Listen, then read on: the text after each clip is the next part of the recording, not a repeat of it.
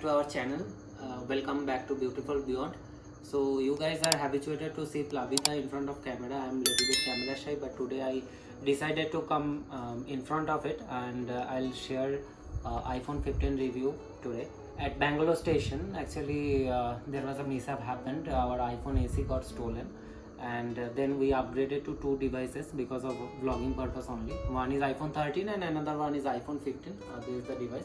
iPhone 13 is the device by which the video is being shot by now, and so I'll be talking about iPhone 15 today. I have bought it 21 days ago from Flipkart.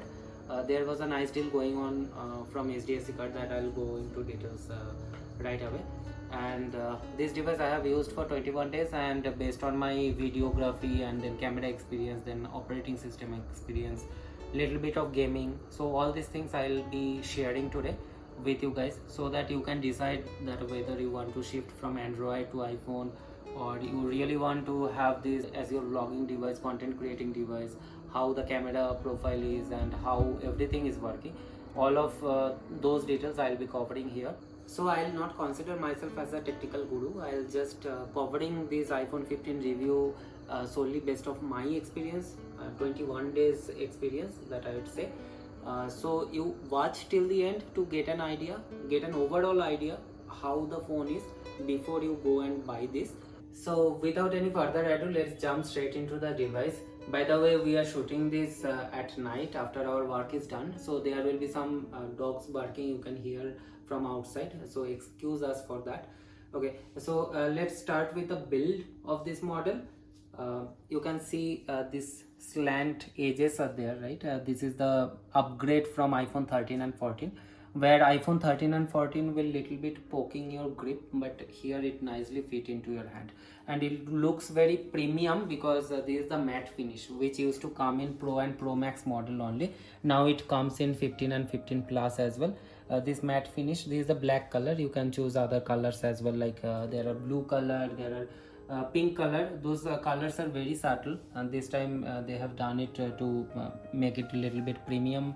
And then here you see this camera module. This camera module used to be matte with glossy back, but now it is matte back with glossy camera module. Now if I go to the edges, these are aluminum edges, and while the Pro and Pro Max devices have this in titanium, and here this is the ceramic silt and glass as usual. So well done on the build, and it really looks premium if you use it without cover and go outside. So this was all about build. Now let's see what all Apple has given more than iPhone 14. So first, coming into camera, we'll cover the camera, we'll show you some photos, videos taken into this phone. The primary camera module, you can see it will be 48 MP, and the secondary one it will be 12 MP. The front camera is also 12 MP, so no upgrade in the secondary camera and the front camera, that is 12 MP only. The primary camera has been upgraded from 12 MP to 48 MP, by which you can shoot HDR videos, HDR photos in both 48 megapixel and 24 megapixel. Again, there is a big upgrade from Apple. Whoever is switching from Android to straight to Apple, you will get a USB-C port rather than having a USB-A port, which is there for all the predecessor device to this iPhone 15. So I do charge it with this Apple dedicated charger. So I did purchase this Apple adapter, and also this came in the case itself. For full charge it takes only 45 minutes to 1 hour. I have checked it from 10% to 100%, it took 50 minutes. Also I can charge it by using this one. This is a Moto G adapter, and it's a USB port, and by this also it takes the same time. So there is no such constraints. You can use Apple adapter as well, or other adapter as well. So another upgrade in this device is this dynamic island, and this previously came in iPhone 14 Pro and Pro Max, but now it comes in iPhone 15 and 15 Plus as well. The notch is totally gone from all iPhone devices. Instead of that, this dynamic island provides a little bit of customization. Not a lot many apps has this feature enabled, but iPhone related apps like the alarms, any musical apps, so they use this dynamic island. Here if you have any call incoming or you are in a call, then you can see and do the multitasking in this dynamic island. So it has not lot many application now, but because this dynamic island has come in the low budget devices, so I think the app makers, the game makers will be pushed to use this dynamic island more and more. So exciting things can come in this module as well. Let's talk about another interesting feature which has been introduced here in this iPhone 15 and 15 Plus low budget models. That is, while you turn on the camera, here you see the 2x zoom option is available. Previously it was only 0.5 and 1, now 2 is available. So if you shoot any video by 2, the zoom is very nice and the detail will be not compromised. So we used in many our videos, so this really is helpful. 0.5 to 2, all the zooms or zoom in and zoom out are working very nicely. And obviously if you are trying to switch from iPhone 13 to iPhone 15, then if you go to videography, then action mode will be there. So it doesn't work in low light, but you see if you just jiggle your device, then you shoot a video, then the video will be bit stable. So this action mode works well in a well lit room or well lit outside. Otherwise in low light it will not work perfectly. So this action mode is again a nice feature to have if you are thinking to upgrade from iPhone 13 to 15. So one the downside of this whole build, which I personally feel for all the Apple devices, that this is the notch you are seeing, that is just to silent your phone, and if you turn it off, then your phone will be silent. If you turn it on, then all the rings and all the incoming messages, it will beep and ring. That's it. So I think it's a waste of space here. Instead of this, I personally feel if there would have been a multi-purpose switch in place of this notch, and then it would be more user friendly. So another huge leap in this device, what I have checked, that is this brightness. If you see, if you lower down this brightness, it will be 800 nits, and if you make it at peak, then it will be 2000 nits. It's very good for your outdoor usage. Under bright sun also your screen is perfectly visible. When you play HDR videos, it will be by default 1600 nits. So really very well done in this area. Now let's come into the build specification. This is 5.81 centimeter, this is 2.81 centimeter, and this one is 7.8 millimeter, and this is little lighter weight than other two predecessor iPhone 13 and 14. Those devices are of 181 gram, this is of 180 gram. Because of the grip and all which I explained earlier, this really fits into your hand and it feels really light. It's very fast, the touch is very fast. Wherever you will swipe, it will work exactly as it is, and whenever you will play game, you will start using any apps, it's really good. The response time is really good. So behind this device there is a A16 Bionic chip which has a 6-core CPU and 5-core GPU, and it's really holds its reputation. So whenever I'll do any multitasking and everything, the phone will never slows down. At least in 21 days it has never slowed down. Now coming to the battery is of 3349 mAh, and as I said that it takes only 50 minutes to charge from 10% to 100%. So it's not that much big time. Though Apple could have provided USB 3.0 here, but it is USB 2.0. This is not about charging, but the data transfer will be little bit slower. But in our day-to-day use, really how much data do we transfer? So it really doesn't matter for us, be it 3.0, be it 2.0. I really don't feel anything different here. And for battery backup, I would say that if you just keep using your phone, you are on screen every time, then it will be maximum, it will go for 4 to 5 hours. That is a disappointment really, because I have switched from Moto G devices to Apple device, and I really feel that Moto G, even if those are low budget phones, their battery is really nice. Even this is a very new device, even if I use too much, the battery drainage will be very soon. It will come from 100% to 50% in 2 hours only. And if you don't use that much, in that case it will stay for a full day, but for that your usage needs to be very minimum. So diagonally the screen dimension is 6.1 inch. This is Super Retina XDR display. So it's really good. It's a OLED display, you can say. The facial recognition is very fast, very swift, and also I found personally the Siri is very good. The voice assistant is very good. Even if you have any accent, it used to detect whatever you are trying to say. For setting the alarm, just see how much time it takes. Hey Siri, please set the alarm for 6 a.m. tomorrow. It's turned on. See the response time, like I'm just instructing her, and almost instantly she is able to following up my instructions. Now it's time for Geekbench testing. So I have used Geekbench 6 app to test its CPU and GPU and performance, and then compared with other parallel devices, which is they are the competitor of this device in the market. So in Geekbench 6 testing, the whole testing really took very less time, and because the CPU is superb, the GPU is superb, and the RAM of this device is 6 GB. As you can see from here, it is showing as 5.54 GB here, but it's a really 6 GB RAM. And then the operating system is iOS 17.1.2. the security updates keep coming in, and I really feel the heating problem is not that much, as per the rumor that it is heating up a little when the video is on for 5 minutes or 6 minutes. It's more hot than other iPhone 13 and 14 devices, but it's really not that much of a problem.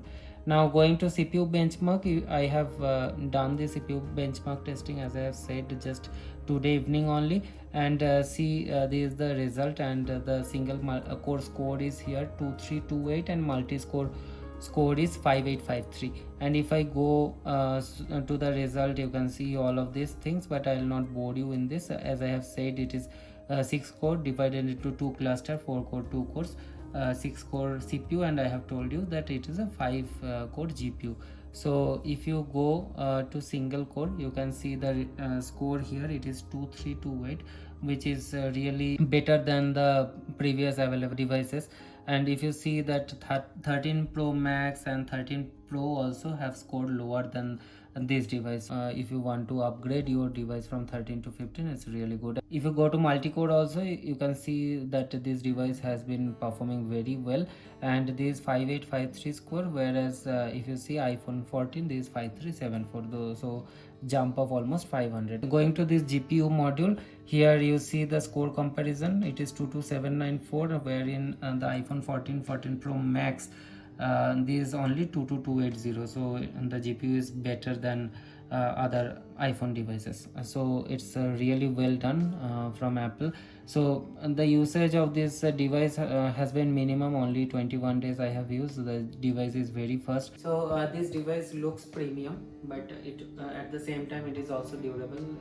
Apple is well known for their durable device and good support, so you can go ahead and purchase this device without being worried a lot about the future of this. And this device is also water resistance, like as the other model as well. This IP68 water resistance is there. If you are worried about your device, you can buy a screen protector for this. I have already applied a screen protector, and this is a zap case. So this zap case, there are a lot of zap case. I'm not do advertising for anything. So here you can start using with this back case and with this screen protector. I'll open multiple apps and we'll see that whether the response time is going down. Once I'll open lot many apps here, like I'll try to open 20 apps, and then after that I'll play Subway Surf for 2-3 minutes, and let's see how these devices perform. So let's go. So I'll start with Flipkart. Flipkart is opened. I'll go to Amazon. Amazon is open, and then let's open some good Make My Trip, Airbnb. So all the apps has a very less response time, like it is opening very soon. Even Swiggy, Rapido, everything is opening instantly. So let's go open a video editing app. This VN which I use for video editing. Let's open ChatGPT and then YouTube Studio. So see 972 subscriber, you guys can subscribe. Then let's open Google News and all. The device is starting to heat up a little bit, but yeah, at the same time I am opening a lot many apps. So like you can see the stack here, so it's lot many apps, and those are all heavy performing apps. And then open the camera as well, and then open the clock. Let's open App Store, and now let's start downloading some game and see the response time here. Let's download the Candy Crush Saga, and yeah, like here it will ask for my Face ID. I have given it, and it's starting to install. It's really not up to the device totally, it's up to the Wi-Fi speed, so it's taking a little bit time. Candy Crush Saga, I think it's over 100 MB, so let's see how fast it will download and install. So it has been installed. So here you can see Candy Crush Saga. Let's open Candy Crush Saga as well, and it will load up, and then let's go to Subway Surfer, and here let's see how the response time is working. So see, it has loaded instantly. So I have opened almost 20 apps in the background. Now I have opened the Subway Surfer. Let's play a new game and let's see the response time here. So there is no lag, all the responses are going well. So as I said, I will play it for 2 to 3 minutes to show you guys that whether this device heats up or how the performance is. So it's working fine as of now. So let's pause here, let's open some more apps and then resume again. Udemy, I do my courses from here. So you know, I am in IT, and we do have to do a lot of upgrade. Naukri, and then LinkedIn, and these are all like heavy profile apps. It takes a lot of memory, and then let's open Maps as well because it takes too much RAM. So here you can see I have opened so many apps, like there are almost more than 15 apps it is running in the background. The phone has started heating up a little bit, but it is usual for any phones, I think, for these many apps. But the response time of the screen has not been decreased, it is still the same. So let's go back to Subway Surfer, and let's start playing again, and see, there is no such lag whatsoever, and nothing. The device is working perfectly fine. So I believe that is a very good sign. Though this device is new, as time will tell that how it will perform after 1 year, 2 years down the line. But yeah, right now it's really good. So I think you have already got a glimpse of it, how it will perform in day-to-day life. Even if you will do some video editing, let me go to VN Editor and show you how it is performing. So here is my VN Editor. This is something we have been working for last few days. So if I just play, see, there is no lag. I can easily drag this video. This is performing very well. I can go and check for any transition. So it's really not giving any lag. So overall, if I just try to export it, see how fast it will export. So it's 0%, and in no time it will be 100%. So let's wait.